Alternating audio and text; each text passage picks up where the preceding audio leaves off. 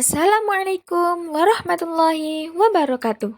Halo teman-teman, perkenalkan nama saya Mar'ah Konitatillah dengan NIM 23210305053 dari kelas Psikologi Islam 2. Kali ini saya akan membahas topik menarik, yaitu tes proyektif, khususnya dua tes yang bersifat verbal, yaitu tes EPPS dan tes SSCT. Tes EPPS dan SSCT sering digunakan oleh psikolog untuk memahami kepribadian seseorang secara mendalam. Jadi, buat kamu yang tertarik dengan dunia psikolog, yuk tonton sampai akhir supaya paham bagaimana tes ini bekerja. Sebelum kita bahas lebih jauh, kalian tahu nggak apa yang dimaksud dengan tes proyektif? Tes proyektif adalah alat tes psikologi yang digunakan untuk menggali kepribadian seseorang secara mendalam yang menggunakan stimulus ambigu seperti bercak tinta atau gambar tak lengkap untuk mengungkapkan pikiran, emosi, dan konflik bawah sadar seseorang. Tes ini didasarkan pada teori proyeksi, yaitu kecenderungan seseorang untuk menampilkan perasaan, pikiran, dan dorongan batin ke dalam stimulus yang samar. Selanjutnya, kita bahas tes yang pertama, yaitu tes EPPS atau Edward Personal Preference Schedule, yang dikembangkan oleh Alan L. Edward pada tahun 1953. Teori dasar dari tes EPPS yaitu mengacu pada teori kebutuhan dari Henry Murray yang menjelaskan bahwa setiap perilaku manusia digerakkan oleh kebutuhan psikologis tertentu.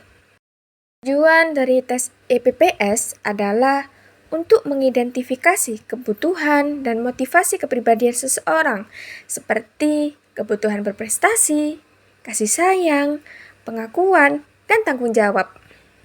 Tes EPPS mengukur 15 aspek kepribadian, yaitu berprestasi, menghormati, keteraturan, menunjukkan diri, kemandirian, afiliasi, refleksi diri, mencari dukungan, dominasi, kepatuhan, merendah diri, merawat, perubahan, ketekunan, dan hubungan lawan jenis. Selanjutnya yaitu tes yang kedua, yaitu tes SSCT. Tes SSCT dikembangkan oleh Joseph dan Sidney Levy. Tes SSCT berlandaskan pada teori proyeksi, di mana seseorang melengkapi kalimat yang belum selesai dengan jawaban spontan yang mencerminkan pikiran dan perasaannya. Tujuan dari tes SSCT adalah untuk menggali dinamika kepribadian dan hubungan interpersonal seseorang. Tes ini membantu psikolog untuk memahami sikap terhadap diri sendiri, keluarga, teman, masa depan, serta konflik batin yang mungkin belum disadari. Tes SSCT mengungkap 4 aspek, yaitu sikap terhadap keluarga, sikap terhadap seks, sikap terhadap hubungan interpersonal, dan sikap terhadap konsep diri. Selanjutnya yaitu etika dalam penggunaan tes psikologi. Dalam penggunaan tes psikologi, ada sejumlah aturan etika penting yang harus dijaga oleh setiap praktisi atau mahasiswa psikologi.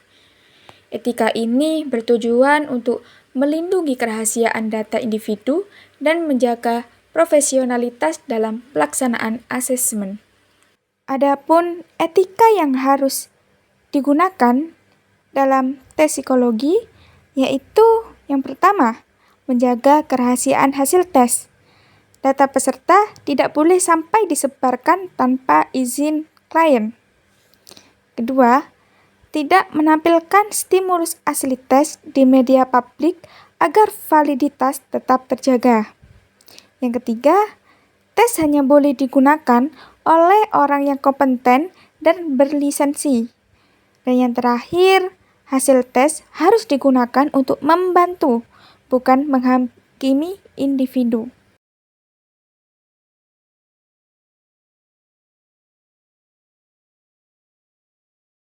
Setelah mempelajari berbagai tes proyektif seperti IPPS dan SSCT, saya semakin menyadari bahwa tes-tes ini bukan sekedar alat ukur, tapi juga sebuah jendela untuk memahami manusia lebih dalam.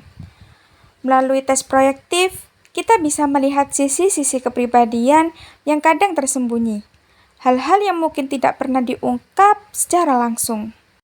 Bagi saya pribadi, tes proyektif bukan hanya alat untuk menilai kepribadian, tapi juga cara untuk mendekatkan diri pada kemanusiaan. Bahwa di balik setiap jawaban selalu ada perasaan, harapan, dan kasih yang layak dipahami. Itulah esensi dari psikologi, membantu manusia mengenal dirinya dengan lebih baik. Terima kasih sudah menonton video ini. Semoga penjelasan tentang IPPS dan SSCT bisa menambah wawasan tentang pentingnya memahami kepribadian melalui pendekatan proyektif. Sampai jumpa di video edukasi psikologi selanjutnya. Bye-bye.